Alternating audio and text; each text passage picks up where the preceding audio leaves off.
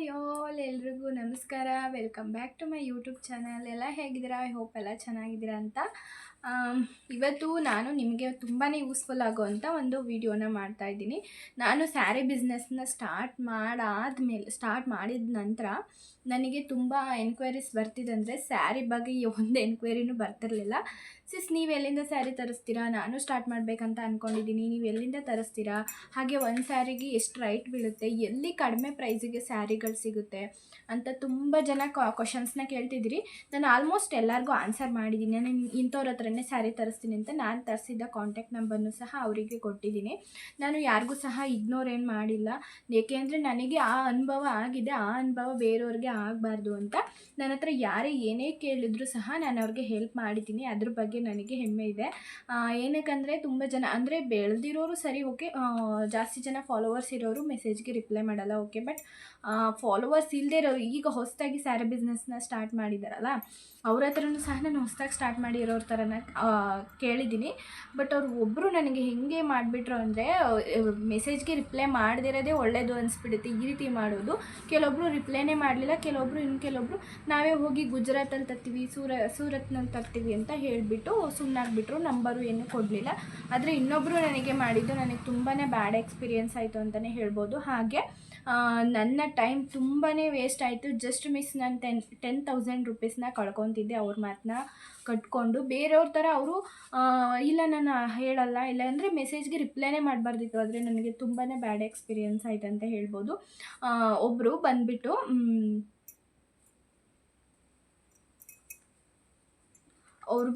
ಅವರು ತುಂಬಾ ಕಡಿಮೆ ಪ್ರೈಸ್ಗೆ ಸ್ಯಾರಿನ ಸೇಲ್ ಮಾಡ್ತಾಯಿದ್ರು. ಅಂದರೆ ಹೋಲ್ಸೇಲ್ ಪ್ರೈಸ್ಗೆ ಸ್ಯಾರಿ ಸಿಗುತ್ತಲ್ಲ, ಆ ಪ್ರೈಸ್ಗೆ ಸ್ಯಾರಿನ ಸೇಲ್ ಮಾಡ್ತಾಯಿದ್ರು. ಇಷ್ಟು ಕಡಿಮೆ ಪ್ರೈಸ್ಗೆ ಸೇಲ್ ಮಾಡ್ತಿರಲ್ಲ, ಎಲ್ಲಿ ತರಿಸಿದ್ರಿ ನೀವು ಅಂತ ನಾನು ಕೇಳಿದೆ. ಅವರು ಹೇಳಬೇಕಿತ್ತು, ಇಲ್ಲ ನಾನು ಕಡಿಮೆ ಅಂದರೆ ಯಾವ ಪ್ರೈಸ್ಗೆ ತರ್ತಿದ್ದೀನೋ ಅದೇ ಪ್ರೈಸ್ಗೆ ನಾನು ಸೇಲ್ ಮಾಡ್ತೇನೆ, ಇದರಲ್ಲಿ ನಾನು ಯಾವುದೇ ಮಾರ್ಜಿನ್ ಇಟ್ಕೊಂಡಿಲ್ಲ ಅಂತ ಹೇಳಿದರೆ ಆಗೋಗ್ತಿತ್ತು. ಅವರು ನನಗೆ ಸೂರತ್ ಹೋಲ್ಸೇಲಲ್ಲಿ ಇನ್ಸ್ಟಾಗ್ರಾಮಲ್ಲಿ ಕೆಲವು ಅಕೌಂಟ್ಸ್ ಇದೆ, ಆ ಲಿಂಕ್ನ ಕಳಿಸಿದ್ರು. ನಾನು ಇವ್ರ ಹತ್ರನೇ ಸ್ಯಾರಿ ತರಿಸೋದು, ಇವರು ಗ್ರೂಪಲ್ಲೆಲ್ಲ ಹಾಕ್ತಾರೆ ನೋಡಿ ಅಂತ. ಅಂದರೆ ಅವ್ರು ಕಳಿಸಿದ್ರಲ್ಲ, ಆ 2 ನಂಬರು ಸಹ ನನಗೆ ಬೇಕಾಗಿರೋಂಥ ಸ್ಯಾರಿ ಒಂದು ಸಹ ಅವ್ರ ಹತ್ರ ಸಿಗಲ್ಲ. ಏನಕ್ಕಂದರೆ ಸೂರತ್ತಲ್ಲಿ ಯಾವ ರೀತಿ ಸ್ಯಾರೀಸ್ನ ಬಳಸ್ತಾರೆ ಆ ರೀತಿ ಸ್ಯಾರೀಸ್ ಮಾತ್ರ ಅವರು ಸೇಲ್ ಮಾಡೋದು. ನಾನು ಜಸ್ಟ್ ಅವ್ರಿಗೆ ಅಮೌಂಟ್ನ ಪೇ ಮಾಡಿಬಿಡ್ತಿದ್ದೆ. ಆಮೇಲೆ ನನಗೆ ಗೊತ್ತಾಯಿತು ಅವರು ನಮ್ಮ ಥರ ಸ್ಯಾರಿನ ಸೇಲ್ ಮಾಡಲ್ಲ ಅಂತ. ಆಮೇಲೆ ಅವ್ರನ್ನ ಕಾಂಟ್ಯಾಕ್ಟ್ ಮಾಡೋದಕ್ಕೆ ನಾನು ಎಷ್ಟು ಟೈಮ್ ವೇಸ್ಟ್ ಮಾಡಿದ್ದೀನಿ ಅಂದರೆ, ಪದೇ ಇವರಿಗೆ ಕಾಲ್ ಮಾಡಿ ಮೆಸೇಜ್ ಮಾಡಿ ಕೇಳಿದೆ, ಕರೆಕ್ಟಾಗಿ ನೀವು ಇವ್ರ ಹತ್ರನ ಸ್ಯಾರಿ ತರಿಸೋದು, ಇವರೇನಾ ಅಂತ ಕೇಳಿ, ಇಲ್ಲ ನಾನು ಇವ್ರ ಹತ್ರನೇ ತರಿಸೋದು, ಇವರು ಬೆಂಗಳೂರಿಗೆ ಕಳಿಸ್ಕೊಡ್ತಾರೆ, ನಾನು ಅಲ್ಲಿಂದ ಹೋಗಿ ನಾವು ತೊಗೊಂಡು ಬರ್ತೀವಿ ಅಂತ ಹೇಳಿದ್ರು. ನಾನು 2 ಅಕೌಂಟಿಗೂ ಸಹ ವಾಟ್ಸಪ್ಪಲ್ಲಿ ಮೆಸೇಜ್ ಮಾಡಿ ಕೇಳಿದೆ. ಆಮೇಲೆ ನಾನು ಕೇಳಿದೆ, ವೀಡಿಯೋ ಕಾಲ್ ಫೆಸಿಲಿಟಿ ಇದೆಯಾ ಅಂತ. ಇಲ್ಲ, ವೀಡಿಯೋ ಕಾಲ್ ಫೆಸಿಲಿಟಿ ಇಲ್ಲ, ನೀವು 10,000 ರೂಪಾಯಿ ಬುಕ್ ಮಾಡಿದ್ರೆ ನಾವು ಕಳಿಸ್ಕೊಡ್ತೀವಿ ಅಂತ ಹೇಳಿದ್ರು. ಆಮೇಲೆ ನಾನು ಇನ್ನೊಂದು ಸಲ ಹೋಗಿ ಅವರ ಇನ್ಸ್ಟಾಗ್ರಾಮ್ ಅಕೌಂಟ್ನ ಚೆಕ್ ಮಾಡಿದೆ. ಅಲ್ಲಿ ಯಾವುದೇ ರೀತಿ ನನಗೆ ಬೇಕಾಗಿರೋಂಥ ಸ್ಯಾರೀಸ್ ಯಾವುದೂ ಇರಲಿಲ್ಲ. ಅಂದರೆ ಇವಾಗ ಟ್ರೆಂಡಿಂಗಲ್ಲಿರುವಂಥ ಸೆಮಿ ಮೈಸೂರು ಸಿಲ್ಕ್ ಸ್ಯಾರೀಸ್ ಯಾವುದೂ ಇರಲಿಲ್ಲ. ನನಗಂತೂ ತುಂಬಾ ಬೇಜಾರಾಯಿತು, ಇವ್ರು ಈ ರೀತಿ ಮಾಡಿಬಿಟ್ರಲ್ಲ ಅಂತ. ಅದಕ್ಕೆ ಹೇಳೋದು ಹೆಣ್ಣಿಗೆ ಹೆಣ್ಣು ಶತ್ರು ಅಂತ. ಅವರು ನನಗೆ ಯಾವುದೇ ನಂಬರ್ ಕೊಡದೇ ಇದ್ದರೂ ಪರವಾಗಿಲ್ಲ, ಇಲ್ಲಾಂದರೆ ನನ್ನ ಮೆಸೇಜ್ಗೆ ರಿಪ್ಲೈ ಮಾಡದಿದ್ರೂ ಸಹ ನಾನು ಬೇಜಾರು ಮಾಡ್ಕೊತಿರಲಿಲ್ಲ. ಆದರೆ ಈ ರೀತಿ ಹರ್ಟ್ ಮಾಡಿದ್ರಲ್ಲ, ನಂಗೆ ತುಂಬಾ ಬೇಜಾರಾಯಿತು. ಅದಾದಮೇಲೆ ಈ ಥರ ಯಾರಿಗೂ ಆಗಬಾರ್ದು ಅಂತ ನನ್ನನ್ನು ಯಾರ್ಯಾರೆಲ್ಲ ಕೇಳಿದ್ದಾರೆ ಅವರಿಗೆ ಪ್ರತಿಯೊಬ್ಬರಿಗೂ ಸಹ ನಾನು ಆನ್ಸರ್ನ ಮಾಡಿದ್ದೀನಿ. ಹಾಗೆ ನೋಡಿಕೊಂಡು ಸ್ಟಾರ್ಟ್ ಮಾಡಿ ಅಂತ ಎಲ್ಲನೂ ಸಹ ನಾನು ಹೇಳಿದ್ದೀನಿ. ನಾನು ಯಾರ ಹತ್ರ ಸ್ಯಾರಿನ ತರಿಸ್ದೆ ಅವ್ರದ್ದು ಸಹ ನಂಬರ್ನ ಅವ್ರಿಗೆ ಶೇರ್ ಮಾಡಿದ್ದೀನಿ. ನಿಮಗೆ ಓಕೆ ಅಂದರೆ ಇವ್ರ ಹತ್ರ ಸ್ಯಾರಿನ ತರಿಸ್ಕೊಳ್ಳಿ, ಇಲ್ಲಾಂದರೆ ಯೂಟ್ಯೂಬಲ್ಲಿ ಸರ್ಚ್ ಮಾಡಿ ನೋಡಿ, ತುಂಬಾ ಹೋಲ್ಸೇಲ್ ಶಾಪ್ಗಳು ಸಿಗುತ್ತೆ ಅಂತ ಹೇಳಿದ್ದೀನಿ. ಸೋಷಿಯಲ್ ಮೀಡಿಯಾದಲ್ಲಿ ಯಾರನ್ನು ಸಹ ಏನೂ ಕೇಳೋಕ್ಕೋಗ್ಬೇಡಿ, ಯಾರು ಏನೂ ನಮಗೆ ಹೆಲ್ಪ್ ಮಾಡೋದಿಲ್ಲ. ಯಾರೇ ಆದರೂ ಅವ್ರದ್ದು ಎಷ್ಟು ಕೆಲಸ ಇದೆ ಅಷ್ಟು ಕೆಲಸನ ಮಾತ್ರ ನೋಡ್ಕೊತಾರೆ. ಆಮೇಲೆ ನಮ್ಮಿಂದ ಏನು ಹೆಲ್ಪ್ ಆಗಬೇಕು ಅದನ್ನು ಮಾತ್ರ ಅವ್ರಿಗೇನು ಹೆಲ್ಪ್ ಆಗಬೇಕು ಅದನ್ನು ಮಾತ್ರ ನೋಡ್ತಾರೆ. ರಿಟರ್ನ್ ಹೆಲ್ಪ್ ಯಾರೂ ಮಾಡಲ್ಲ ಸೋಷಿಯಲ್ ಮೀಡಿಯಾದಲ್ಲಿ. ನನಗೆ ತುಂಬಾ ಎಕ್ಸ್ಪೀರಿಯೆನ್ಸ್ ಆಗಿದೆ. ನಮಗೆ ಪರಿಚಯ ಇರೋರೇ ನಮಗೆ ಹೆಲ್ಪ್ ಮಾಡಲ್ಲ. ಎಲ್ಲಿಂದ ತರಿಸ್ತೀರಿ ಅಂದರೆ ಏನೇನೋ ಕಾರಣ ಹೇಳ್ತಾರೆ. ನಮಗೆ ಪರಿಚಯ ಇರೋರೇ ಸಹ ನಮಗೆ ಹೆಲ್ಪ್ ಮಾಡಲ್ಲ. ನನಗೆ ತುಂಬಾ ಎಕ್ಸ್ಪೀರಿಯೆನ್ಸ್ ಆಗಿದೆ, ಅದಕ್ಕೆ ನಾನು ಹೇಳ್ತಾ ಇದ್ದೀನಿ. ಹಾಗೆ ನಾನು ಎಲ್ಲಿಂದ ಸ್ಯಾರಿ ತರಿಸ್ತೀನಿ ಅಂತ ನಾನು ಒಂದು 3 ಕಾಂಟ್ಯಾಕ್ಟ್ ನಂಬರ್ನ ನಿಮಗೆ ಸ್ಕ್ರೀನ್ ಮೇಲೆ ಹಾಕಿರ್ತೀನಿ ನೋಡಿ. ನನಗೆ ಆ 3 ಪೇಜಲ್ಲಿ ಓಕೆ ಅಂತ ಅನ್ನಿಸ್ತು. ನಿಮಗೆ ಓಕೆ ಅಂತ ಅನಿಸಿದರೆ ಆ ಪೇಜ್ನ ಕಾಂಟ್ಯಾಕ್ಟ್ ಮಾಡಿ. ಹಾಗೆ ಮಧುಗೌಡ ಅವರು ಸ್ಯಾರಿನ ಎಲ್ಲಿಂದ ತರಿಸ್ತಾರೆ ಅಂದರೆ, ನನಗೆ ತಿಳಿದಿರೋ ಪ್ರಕಾರ ಅವ್ರು ಅಲ್ಲೇ ಸ್ಯಾರಿನ ತರಿಸೋದು. ಆ ಶಾಪ್ ನೇಮ್ ಬಂದು ಅವರು ಮುಂಚೆನೂ ಸ್ಯಾರಿನ ಅವರು ಅಲ್ಲೇ ಸಹ ಬೈ ಮಾಡ್ತಿದ್ರು. ನನಗೆ ಹೇಗೆ ಗೊತ್ತಾಯಿತು ಅಂದರೆ ತುಂಬ ಜನ ಇದ್ರ ಬಗ್ಗೆ ಹೇಳಿದ್ದಾರೆ. ಮಧುಗೌಡ ಅವರು ಅಲ್ಲೇ ಹಾಗೆ ಜಾಸ್ತಿ ಸ್ಯಾರೀಸ್ನ ಬೈ ಮಾಡ್ತಾರೆ. ಕಂಚಿಕೋ ಮಹಾಲಕ್ಷ್ಮಿ ಸಿಲ್ಕ್ ಸ್ಯಾರೀಸ್ ಅಂತ ಅವ್ರದ್ದು ಇನ್ಸ್ಟಾಗ್ರಾಮ್ ಪೇಜ್ನ ನಾನು ಇಲ್ಲಿ ಸ್ಕ್ರೀನ್ ಮೇಲೆ ಕೊಟ್ಟಿರ್ತೀನಿ. ಅವ್ರ ಹತ್ರನೂ ಸಹ ನಿಮಗೆ ಹೋಲ್ಸೇಲಾಗಿ ಸ್ಯಾರೀಸ್ ಸಿಗುತ್ತೆ. ಹಾಗೆ ನಾನು ಎಲ್ಲಿ ತರಿಸ್ತೆ ಅಂತ ಒಂದು 3 ಕಾಂಟ್ಯಾಕ್ಟ್ ನಂಬರ್ನ ಸಹ ಕೊಟ್ಟಿರ್ತೀನಿ. ಡಿಸ್ಕ್ರಿಪ್ಷನ್ ಬಾಕ್ಸಲ್ಲೂ ಹಾಕಿರ್ತೀನಿ, ಹಾಗೆ ಸ್ಕ್ರೀನ್ ಮೇಲೂ ಸಹ ಕೊಟ್ಟಿರ್ತೀನಿ. ಹೋಗಿ ಕಾಂಟ್ಯಾಕ್ಟ್ ಮಾಡಿ. ಹಾಗೆ ಅವ್ರ ಶಾಪ್ ನೇಮು ವಿತ್ ನಂಬರ್ನ ಹಾಕಿರ್ತೀನಿ. ನಿಮಗೆ ಓಕೆ ಅನಿಸಿದ್ರೆ ಅವ್ರ ಹತ್ರ ನೀವು ಬೈ ಮಾಡ್ಬೋದು. ನನಗೆ ಪ್ರೈಸ್ ಓಕೆ ಅಂತ ಅನ್ನಿಸ್ತು. ಹಾಗೆ ಕ್ವಾಲಿಟಿ ಮಾತ್ರ ಸೂಪರಾಗಿರುತ್ತೆ, ಪ್ರೀಮಿಯಂ ಕ್ವಾಲಿಟಿ ಸ್ಯಾರೀಸ್ ಆಗಿರುತ್ತೆ. ಹಾಗೆ ನೆಕ್ಸ್ಟು ಒಂದು ಸ್ವಲ್ಪ ಜನ ಕೇಳಿರೋದು ನಾನು ಸ್ವಲ್ಪ ಆನ್ಸರ್ ಮಾಡಿಲ್ದಿರೋದಕ್ಕೆ ಇಲ್ಲಿ ನಾನು ಹೇಳ್ತೀನಿ. ನಾನು ಯಾರಿಗೆ ಆನ್ಸರ್ ಮಾಡಿದ್ದೀನಿ ಅಂದರೆ ಸ್ಯಾರಿನ ಎಲ್ಲಿಂದ ತರಿಸ್ತೀರಿ ಅನ್ನೋರಿಗೆ ನಾನು ಎಕ್ಸ್ಪ್ಲೈನ್ ಮಾಡಿದ್ದೀನಿ. ಅಂದರೆ ಅವ್ರಿಗೆ ಕಾಂಟ್ಯಾಕ್ಟ್ ನಂಬರ್ನ ಶೇರ್ ಮಾಡಿದ್ದೀನಿ. ಇನ್ನೂ ಕೆಲವು ಕ್ವಶನ್ಸು ಬಂದಿದೆ. ಅದು ಎಲ್ಲಿ ಅಂತ ಅಂದರೆ ನಾನು ಒಂದು ಇನ್ಸ್ಟಾಗ್ರಾಮಲ್ಲಿ ವೀಡಿಯೋನ ಹಾಕಿದ್ದೆ. ನನಗೆ ಸ್ಯಾರಿಲಿ 15,000 ರೂಪಾಯಿ ಲಾಸ್ ಆಯಿತು ಅಂತ ಆ ವೀಡಿಯೋನ ಹಾಕಿದ್ದೆ. ಆ ವೀಡಿಯೋ ತುಂಬಾ ಚೆನ್ನಾಗಿ ರೀಚ್ ಆಯಿತು. ಹಾಗೆ ಅದಕ್ಕೆ ತುಂಬಾ ಕಮೆಂಟ್ಸ್ಗಳು ಬಂದಿತ್ತು. ಅದು ಯಾರು ಮಾಡಿದ್ದು ಅಂದರೆ ಎಲ್ಲ ಸ್ಯಾರಿ ಬಿಸ್ನೆಸ್ ಸ್ಟಾರ್ಟ್ ಮಾಡಿರೋರು. ನಮಗೆ 40,000 ಲಾಸ್ ಆಯಿತು ಸಿಸ್, ನನಗೂ ಸಹ ಒಂದು ಸೇಲ್ ಆಗಿಲ್ಲ. ಪ್ರತಿಯೊಂದು ಕಮೆಂಟ್ ಸೇಮ್ ಕಾಮೆಂಟೇ ಆಗಿತ್ತು. ಆಮೇಲೆ ಕೆಲವೊಬ್ಬರು ಮಾಡಿದರು, ಇದು ಸ್ಯಾರಿಗೊಂದಕ್ಕೆ ಅಲ್ಲ ಸಿಸ್, ತುಂಬಾ ಕಾಂಪಿಟೇಷನ್ ಇರೋದು. ಇವಾಗ ಮೇಕಪ್ ಆರ್ಟಿಸ್ಟ್ಗೂ ಸಹ ತುಂಬಾ ಕಾಂಪಿಟೇಷನ್ ಇದೆ. ಹಾಗೆ ಮೆಹಂದಿ ಆರ್ಟಿಸ್ಟ್ಗೂ ಸಹ ತುಂಬ ಕಾಂಪಿಟೇಷನ್ ಇದೆ. ಪ್ರತಿಯೊಂದಕ್ಕೂ ಸಹ ಈಗ ತುಂಬಾ ಕಾಂಪಿಟೇಷನ್ ಇದೆ. ಆಮೇಲೆ ಮೇಕಪ್ ಆರ್ಟಿಸ್ಟ್ ಆಗಿ ನಾನು ಮೇಕಪ್ ಆರ್ಟಿಸ್ಟ್ನ ಕಲ್ತ್ಕೊಂಡೆ. ಮೇಕಪ್ ಅಕಾಡೆಮಿಗೆ ಸೇರಿಕೊಂಡು ಅದರಲ್ಲಿ ನನಗೇನು ವರ್ಕ್ ಆಗಿರೋದಕ್ಕೆ ಸ್ಯಾರಿ ಬಿಸ್ನೆಸ್ಸನ್ನು ಸ್ಟಾರ್ಟ್ ಮಾಡಿದೆ. ಬಟ್ ಈ ಸ್ಯಾರಿ ಬಿಸ್ನೆಸ್ಸಲ್ಲೂ ಲಾಸ್ ಆಯಿತು ಅಂತ ತುಂಬಾ ಕಮೆಂಟ್ ಮಾಡಿದರು. ಪ್ರತಿಯೊಂದು ಕಮೆಂಟ್ಗೂ ಸಹ ನಾನು ರಿಪ್ಲೈನ ಮಾಡಿದ್ದೀನಿ.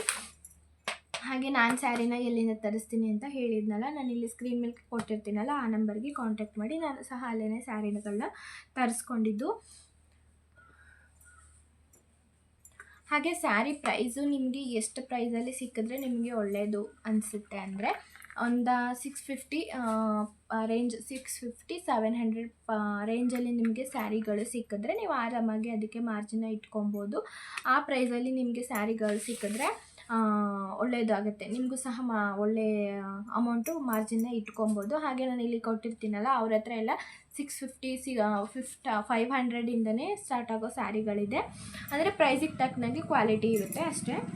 ನೀವು 700-800 ರುಪೀಸ್ ಸ್ಯಾರೀಸ್ ತೊಗೋತೀನಿ ಅಂದರೆ ಅದು ಕ್ವಾಲಿಟಿ ಸ್ವಲ್ಪ ಚೆನ್ನಾಗಿರುತ್ತೆ. ಇನ್ನು 700-600 ಇದೆಲ್ಲ ಕ್ವಾಲಿಟಿ ಸ್ವಲ್ಪ ಕಡಿಮೆ ಇರುತ್ತೆ ಅಷ್ಟೇ.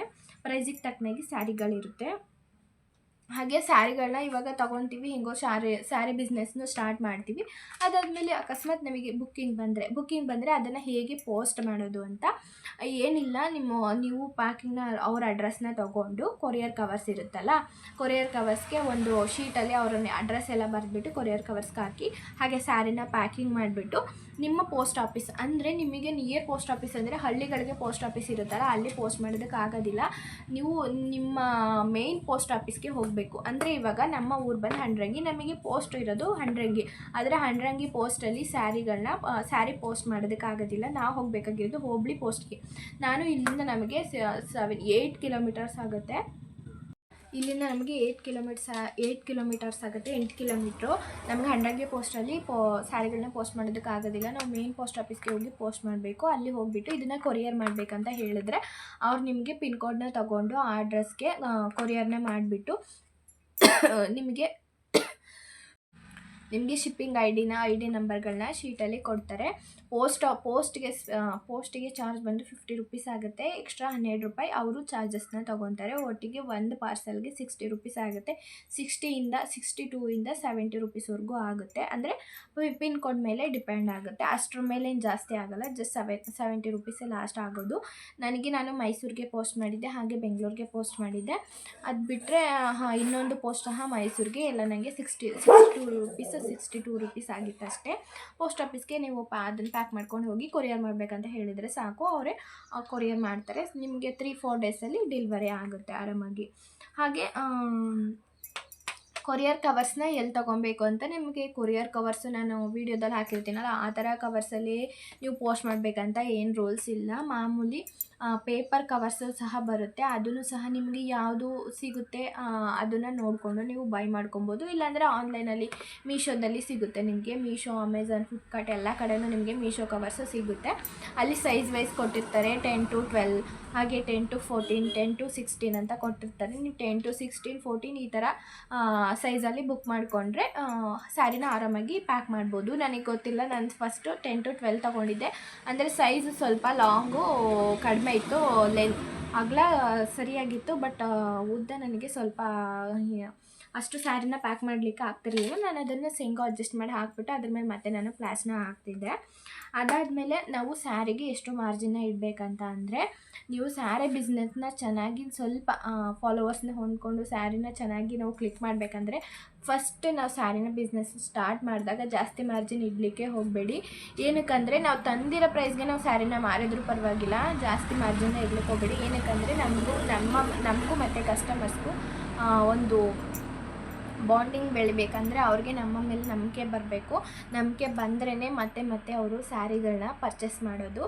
ಪರವಾಗಿಲ್ಲ, ಇವ್ರ ಹತ್ರ ಎಲ್ಲದಕ್ಕಿಂತ ಕಮ್ಮಿ ಪ್ರೈಸ್ ಇದೆ ಅಂತ ಪರ್ಚೇಸ್ ಮಾಡ್ತಾರೆ. ಈಗ ಭೂಮಿಕಾ ಪ್ರಮೋದವರು ಸಹ ಒಂದು ಸ್ಯಾರಿ, ಈಗ ಬ್ಲೂ ಸ್ಯಾರಿನೇ ತೊಗೊಳ್ಳೋಣ, ಅವರು 1200 ರುಪೀಸ್ಗೆ ಮಾರ್ತಿದ್ದಾರೆ. ನಾವು ಅದೇ ಪ್ರೈಸ್ಗೆ ಮಾರಿದ್ರೆ ನಮ್ಮ ಹತ್ರ ಯಾರು ತೊಗೊತಾರೆ? ನಿಜ ತೊಗೊಳ್ಳಲ್ಲ. ಏನಕ್ಕಂದರೆ ಇವ್ರ ಹತ್ರನೂ ಅದು ರೇಟು, ಇವ್ರ ಹತ್ರನೂ ಅದು ರೇಟು, ನಾವು ಫೇಮಸ್ ಆಗಿರೋರ ಹತ್ರನೇ ತೊಗೊಳ್ಳೋಣ ಅಂತ ಅವ್ರ ಹತ್ರನೇ ಸ್ಯಾರಿನ ತೊಗೋತಾರೆ. ನಾವು ಹೇಗೆ ಮಾರ್ಜಿನ್ ಅಮೌಂಟ್ನ ಇಡಬೇಕಂದ್ರೆ, ಅದರಿಂದ ನಮಗೆ 10 ರೂಪಾಯಿ ಸಿಕ್ಕಿದ್ರೂ ಪರವಾಗಿಲ್ಲ, 20 ರೂಪಾಯಿ ಸಿಕ್ಕಿದ್ರೂ ಪರವಾಗಿಲ್ಲ. ಫಸ್ಟು ನಮ್ಮ ಅವರ ಮಧ್ಯೆ ಒಂದು ಬಾಂಡಿಂಗ್ ಬೆಳೆಯೋವರೆಗೆ, ಒಂದು ಟ್ರಸ್ಟ್ ಅನ್ನೋದು ಬೆಳೆಯೋವರೆಗೆ ನಾವು ಮಾರ್ಜಿನ್ನ ಬೇರೆ ಬೆಳೆದಿರೋರು, ಒಂದು ಸ್ವಲ್ಪ ಫೇಮಸ್ ಆಗಿರೋರೆಲ್ಲ ಸ್ಯಾರಿ ಬಿಸ್ನೆಸ್ನ ಮಾಡ್ತಿದ್ರಲ್ಲ ಅವ್ರಿಗಿಂತ ಮಾರ್ಜಿನ್ ಅನ್ನೋದು ತುಂಬ ಕಡಿಮೆನೇ ಇಡಬೇಕು.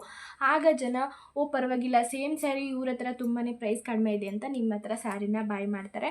ಇದು ಮಾತ್ರ ಚೆನ್ನಾಗಿ ವರ್ಕ್ ಆಗುತ್ತೆ ಸ್ಯಾರಿ ಬಿಸ್ನೆಸ್ಸಲ್ಲಿ. ಇದನ್ನು ನೀವು ಒಂದು ಸ್ವಲ್ಪ ಕ್ಲಿಕ್ ಆಗೋವರೆಗೆ ಈ ಟ್ರಿಕ್ಸ್ನ ಟ್ರೈ ಮಾಡಿ, ನಿಜವಾಗ್ಲೂ ಕ್ಲಿಕ್ ಆಗುತ್ತೆ ಅಂತ ನಾನು ಹೇಳ್ತೀನಿ. ಹಾಗೆ ನೆಕ್ಸ್ಟು ನಾನು ಇಂಪಾರ್ಟೆಂಟ್ ವಿಷಯನೇ ಮರೆತುಬಿಟ್ಟೆ. ನನ್ನ ಸ್ಯಾರಿ ಬಿಸ್ನೆಸ್ಸಲ್ಲಿ ನನಗೆ ಯಾಕೆ ಲಾಸ್ ಆಯಿತು, ಹಾಗೆ ನಾನು ಏನು ಎಡವಟ್ಟು ಮಾಡ್ಕೊಂಡಿದ್ರಿಂದ ನಾನು ಇಷ್ಟೊಂದು ಲಾಸ್ ಮಾಡಿಕೊಂಡೆ ಅಂತ ಅಂದರೆ, ನನ್ನ ತಪ್ಪನ್ನ ನೀವು ಯಾರೂ ಸಹ ಮಾಡಲಿಕ್ಕೆ ಹೋಗಬೇಡಿ. ನನ್ನಿಂದನೇ ನನ್ನ ಸ್ಯಾರಿ ಬಿಸ್ನೆಸ್ ಲಾಸ್ ಆಯಿತು ಅಂತಲೇ ಹೇಳ್ಬೋದು. ಏನು ಮೇನ್ ರೀಸನ್ ಅಂತ ಅಂದರೆ, ಫಸ್ಟ್ ಟೈಮ್ ನಾನು ಹೋಗಿಬಿಟ್ಟು ಮೈಸೂರಲ್ಲಿ ಸ್ಯಾರಿಗಳನ್ನ ತಗೊಂಡು ಬಂದಿದ್ವಿ. ಫಸ್ಟು ನಾನು ಜಾಸ್ತಿ ಅಮೌಂಟ್ಗಂತೂ ತಂದಿರಲಿಲ್ಲ, ಜಸ್ಟ್ 5000 ರುಪೀಸ್ಗೆ ತಂದಿದ್ದೆ. ನನ್ನ ಅಭಿಪ್ರಾಯ ತಿಳಿಸೋದಂದರೆ, ನೀವು ಸ್ಯಾರಿ ಬಿಸ್ನೆಸ್ನ ಸ್ಟಾರ್ಟ್ ಮಾಡಬೇಕಾದ್ರೆ ಮಿನಿಮಮ್ ಒಂದು 10,000 ರುಪೀಸ್ಗೆ ಸ್ಯಾರಿನ ತಂದು ನೋಡಿ. ಸುಮ್ಮನೆ ಜಾಸ್ತಿ ಇನ್ವೆಸ್ಟ್ಮೆಂಟ್ ಅಂತೂ ಮಾಡೋದಕ್ಕೆ ಹೋಗಬೇಡಿ. 20, 30, 50 ಈ ಥರ ಎಲ್ಲ ಇನ್ವೆಸ್ಟ್ ಮಾಡೋಕ್ಕೆ ಹೋಗಬೇಡಿ. ನನ್ನ ಒಪಿನಿಯನ್ ಹೇಳೋದಾದರೆ ಅಷ್ಟು ಅಮೌಂಟಿಗೆ ತಂದರೆ ಸಾಕು. ಅದರಲ್ಲೇ ನಿಮಗೆ ಒಂದು 3 ಥರ ಕಲೆಕ್ಷನ್ ಸಿಗುತ್ತೆ. 3 ಥರ ಕಲೆಕ್ಷನಲ್ಲಿ ನೀವು ಟ್ರೈ ಮಾಡ್ಬೋದು. ನಮ್ಮ ಹತ್ರ ಸ್ಯಾರಿಗಳು ಸೇಲ್ ಆಗುತ್ತಾ ಹೇಗೆ ಅಂತ ನೀವು 3 ಥರ ಕಲೆಕ್ಷನ್ಸಲ್ಲೇ, ಅಂದರೆ ಒಂದು 10,000 ರುಪೀಸ್ಗೆ ಫಸ್ಟು ತಂದು ನೀವು ನೋಡಿ ಅಂತ ನಾನು ಹೇಳ್ತೀನಿ. ನಾನು ಜಸ್ಟ್ 5000 ರುಪೀಸ್ಗೆ ತಂದಿದ್ದೆ. ನನಗೆ ಒಂದು 8 ಸ್ಯಾರೀಸ್ ಸಿಕ್ಕಿತ್ತು. 8 ಸ್ಯಾರೀಸಲ್ಲೇ ನಾನು ಅಲ್ಲಿ ಅಂದರೆ ನಾವು ಸಿಂಗಲ್ ಆ ಪ್ಯಾಟ್ರನಲ್ಲಿ ಸಿಂಗಲ್ ಸ್ಯಾರಿ ಸಹ ತೊಗೋಬೋದು, ಎಷ್ಟು ಬೇಕಾದ್ರೂ ತೊಗೋಬೋದು. ಬಂಡಲ್ಲೇ ತೊಗೋಬೇಕು, ಇಷ್ಟೇ ತೊಗೋಬೇಕಂತ ಏನಿರಲಿಲ್ಲ. ನಾನು ಎಲ್ಲ ಪ್ಯಾಟ್ರನಲ್ಲೂ ಒಂದೊಂದು ಸಿಂಗಲ್ ತೊಗೊಂಡೆ. ಅದರಲ್ಲಿ ನನಗೆ ಒಂದು 8 ಸ್ಯಾರೀಸ್ ಬಂದಿತ್ತು 5000 ರುಪೀಸ್ಗೆ. ಅದರಲ್ಲಿ ನನಗೆ ಪರವಾಗಿಲ್ಲ, ಬ್ಲೂ ಕಲರು ಚೆನ್ನಾಗಿ ಸೋಲ್ಡ್ ಔಟ್ ಆಯಿತು. ಇನ್ನೊಂದು 2 ಸ್ಯಾರೀಸು ಸೇಲ್ ಆಯಿತು. ಅಷ್ಟು ಬಿಟ್ಟರೆ ಇನ್ನು ಉಳಿದ ಸ್ಯಾರೀಸ್ ಯಾವುದು ಸೇಲ್ ಆಗಲಿಲ್ಲ. ಆಮೇಲೆ ನೋಡೋಣ, ಇದು ಕಲರ್ ಚೆನ್ನಾಗಿಲ್ವೇನೋ, ಇಷ್ಟ ಆಗಿಲ್ವೇನೋ ಅಂತ ಅಂದ್ಬಿಟ್ಟು ಅಂದರೆ ಮೆಸೇಜ್ ಮಾಡ್ತಿದ್ರು, ಈ ಕಲರ್ ಬೇಡ, ಇದರಲ್ಲೇ ಬೇರೆ ಕಲರ್ ಇದ್ದರೆ ಕಳಿಸಿ, ಬೇರೆ ಡಿಸೈನ್ ಇದ್ದರೆ ಕಳಿಸಿ ಅಂತ ಮೆಸೇಜ್ ಮಾಡ್ತಿದ್ರಲ್ಲ. ಅದಕ್ಕೆ ನೋಡೋಣ, ಇದೊಂದು 4 ಸ್ಯಾರಿ 5 ಸ್ಯಾರಿ ಅಲ್ವಾ ಉಳಿದಿರೋದು, ಇರಲಿ ನೆಕ್ಸ್ಟ್ ಒಂದು ತರಿಸೋಣ ಅಂದ್ಬಿಟ್ಟು ಮತ್ತೆ ನಾನು ಎಕ್ಸ್ಟ್ರಾ 10,000 ರುಪೀಸ್ಗೆ ಸ್ಯಾರಿನ ತರಿಸ್ದೆ. ಜಸ್ಟ್ ನಾನು 10,000 ರುಪೀಸ್ಗೆ ಅಷ್ಟೇ ತರಿಸಿದ್ದು. ಆಗಲೂ ಸಹ ನಾನು ಸ್ಯಾರಿ ಕಲೆಕ್ಷನಲ್ಲಿ ನಾನು ತಪ್ಪು ಮಾಡಿಕೊಂಡೆ. ಏನಂತ ಅಂದರೆ, ನಾನು ಸ್ಯಾರಿ ಕಲೆಕ್ಷನ್ನ, ಇವಾಗಿನ ಟ್ರೆಂಡ್ ಕಲೆಕ್ಷನ್ನ ನಾನು ಸೆಲೆಕ್ಟ್ ಮಾಡಲಿಲ್ಲ. ನನಗೆ ಸ್ಯಾರಿನ ಸೆಲೆಕ್ಟ್ ಮಾಡಲಿಕ್ಕೆ ಬರಲಿಲ್ಲ ಅಂತಲೇ ಹೇಳ್ತೀನಿ. ನನ್ನ ಬಗ್ಗೆ ನಾನೇ ಹೇಳ್ಕೊಂಡ್ರೂ ಪರವಾಗಿಲ್ಲ. ಆ ಸಲ ನಮ್ಮಮ್ಮ ಬಂದಿತ್ತು, ನಮ್ಮ ಚೆನ್ನಾಗಿರೋ ಸ್ಯಾರೀಸ್ ಎಲ್ಲ ಸೆಲೆಕ್ಟ್ ಮಾಡಿತ್ತು. ಈ ಸಲ ನಾನು ಸ್ಯಾರಿ ಸೆಲೆಕ್ಟ್ ಮಾಡೋದ್ರಲ್ಲೇ ತಪ್ಪು ಮಾಡಿದೆ. ಬಟ್ ಅದು ಯಾರಿಗೂ ಸ್ಯಾರೀಸ್ ಯಾರಿಗೂ ಇಷ್ಟ ಆಗಲಿಲ್ಲ. ಅಂದರೆ ಕೆಲವೊಂದು ಸ್ಯಾರೀಸ್ ತೊಗೊಂಡ್ರು ಅಷ್ಟೇ. ಅದು ಬಿಟ್ಟೆ ಕೆಲವೊಂದು ಸ್ಯಾರೀಸ್ ಅಂತ ಏನಿಲ್ಲ, ಒಂದೇ ಸ್ಯಾರಿ ನಾನು 10,000 ರುಪೀಸ್ಗೆ ತಂದಾಗ ನನ್ನ ಹತ್ರ ಒಂದೇ ಒಂದು ಸ್ಯಾರಿ ಆನ್ಲೈನಲ್ಲಿ ಸೇಲ್ ಆಗಿದ್ದು. ಅದು ಬಿಟ್ಟರೆ ಯಾವ ಸ್ಯಾರಿನೂ ಸೇಲ್ ಆಗಲಿಲ್ಲ. ಆ 10,000 ರುಪೀಸ್ ಫುಲ್ ಲಾಸ್ ಆಯಿತು. ಆಮೇಲೆ ಫಸ್ಟ್ 5,000 ರುಪೀಸ್ಗೆ ತಂದಿದ್ನಲ್ಲ ಅದರಲ್ಲೂ ಅಷ್ಟೇ ಲಾಸ್ ಆಯಿತು. ಎರಡರಿಂದ ಸೇರಿ ನನಗೊಂದು 15,000 ರೂಪಾಯಿ ಲಾಸ್ ಅಂತಲೇ ಹೇಳ್ಬೋದು. ಇನ್ನು ಕೊರಿಯರ್ ಕವರ್ಸ್ ಎಲ್ಲ ನಾನು ಫಸ್ಟು ಅಮ್ಮನ ಜೊತೆ ಮೈಸೂರಿಗೆ ಹೋಗಿದ್ನಲ್ಲ ಅಲ್ಲೇ ಸಿಕ್ಕಿತ್ತು, ಅಲ್ಲೇ ಕೊರಿಯರ್ ಕವರ್ಸ್ ಎಲ್ಲ ನಾನು ತೊಗೊಂಡು ಬಂದಿದ್ದೆ. ಅದಾದಮೇಲೆ ಈ ಥರ ಆಯಿತು. ನನ್ನ ಸೆಲೆಕ್ಷನಿಂದನೇ ನನಗೆ ಸ್ಯಾರಿ ಬಿಸ್ನೆಸ್ಸಲ್ಲಿ ಲಾಸ್ ಆಯಿತು ಅಂತ ಹೇಳ್ಬೋದು. ನೀವು ಸಹ ಒಂದು ಸ್ವಲ್ಪ ಸೆಲೆಕ್ಟ್ ಮಾಡುವಾಗ ನೋಡಿಕೊಂಡು ಚೆನ್ನಾಗಿರೋ ಸ್ಯಾರಿನ ಸೆಲೆಕ್ಟ್ ಮಾಡ್ಕೊಳ್ಳಿ ಅಂತ ಹೇಳ್ತೀನಿ. ನನಗೆ ನಿಜವಾಗ್ಲೂ ಸ್ಯಾರಿ ಸೆಲೆಕ್ಟ್ ಮಾಡೋದಕ್ಕೆ ಬರೋದಿಲ್ಲ, ಅದರಿಂದನೇ ನನ್ನ ಬಿಸ್ನೆಸ್ ಲಾಸ್ ಆಯ್ತು ಅಂತ ಅಂದ್ಕೊಂಡಿದ್ದೀನಿ ನಾನು. ಆಮೇಲೆ ಇನ್ನೊಂದು ವಿಷಯ ಹೇಳೋದಕ್ಕೆ ಇಷ್ಟಪಡ್ತೀನಿ. ನೀವು ಆನ್ಲೈನಲ್ಲಿ ಯಾವುದೇ ವಿಷಯಕ್ಕಾಗಲಿ ಯಾವುದನ್ನೇ ಆಗಲಿ ನಿಮಗೆ ಯಾರೂ ಸಹ ಫ್ರೀಯಾಗಿ ಏನನ್ನೂ ಹೇಳ್ಕೊಡೋದಿಲ್ಲ.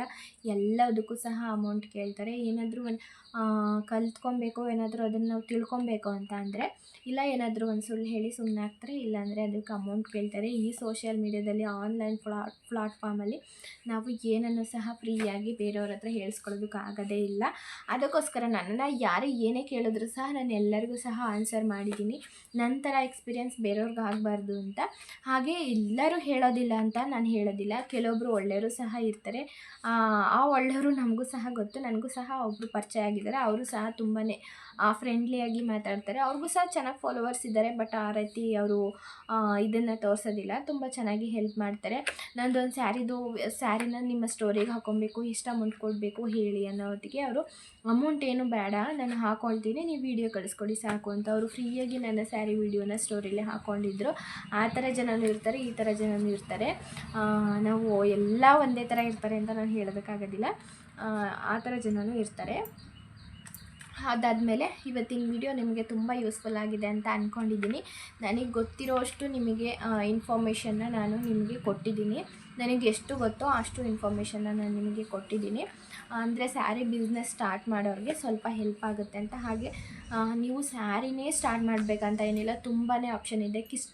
ಕಿಡ್ಸ್ ವೇರ್ ಇದೆ, ಹಾಗೆ ಕುರ್ತೀಸು, ಡ್ರೆಸ್ಸು ಅದನ್ನು ಸ್ಟಾರ್ಟ್ ಮಾಡ್ಬೋದು. ಆಮೇಲೆ ಜ್ಯುವೆಲರ್ಸ್ಗೂ ಸ್ವಲ್ಪ ಕಾಂಪಿಟೇಷನ್ ಜಾಸ್ತಿನೇ ಇದೆ. ಕಿಡ್ಸ್ ವೇರ್ಗೆ ಸ್ವಲ್ಪ ಕಾಂಪಿಟೇಷನ್ ಕಡಿಮೆ ಇದೆ. ಕಿಡ್ಸ್ ವೇರು ಮತ್ತು ಕುರ್ತೀಸು, ಡ್ರೆಸ್ಸು ಅದನ್ನು ನೀವು ಸಹ ಸ್ಟಾರ್ಟ್ ಮಾಡ್ಬೋದು. ಇನ್ನೂ ತುಂಬಾ ಐಟಮ್ಸ್ ಇದೆ, ಅದನ್ನು ಸಹ ಸ್ಟಾರ್ಟ್ ಮಾಡ್ಬೋದು. ಹಾಗೆ ಇವಾಗ ಮೀಶೋಲ್ಲೂ ಸಹ ಸೇಲ್ ಮಾಡ್ಬೋದು. ಅದ್ರ ಬಗ್ಗೆ ತುಂಬಾ ಜನ ವೀಡಿಯೋ ಮಾಡಿ ಹಾಕಿದ್ದಾರೆ. ನಿಮ್ಮ ಸ್ಯಾರಿ ಇನ್ಸ್ಟಾಗ್ರಾಮಲ್ಲಿ ಸೇಲ್ ಆಗಿಲ್ಲ ಅಂದರೆ ಮೀಶೋದಲ್ಲಿ ಆರಾಮಾಗಿ ನೀವು ಸೇಲ್ ಮಾಡ್ಕೊಬೋದು. ಫೋಟೋಸ್ ಹಾಕಿದ 2 ದಿನಕ್ಕೆ ಬುಕ್ ಆಯಿತು ಅಂತೆಲ್ಲ ವೀಡಿಯೋಗಳನ್ನ ಹಾಕ್ತಿರ್ತಾರೆ. ಅದನ್ನು ಸಹ ಟ್ರೈ ಮಾಡಿ ಅಂತ ಹೇಳ್ತಾ ಇವತ್ತಿನ ವೀಡಿಯೋ ನಿಮಗೆ ತುಂಬ ಯೂಸ್ಫುಲ್ ಆಗಿದೆ ಅಂತ ತಿಳ್ಕೊಂಡಿದ್ದೀನಿ.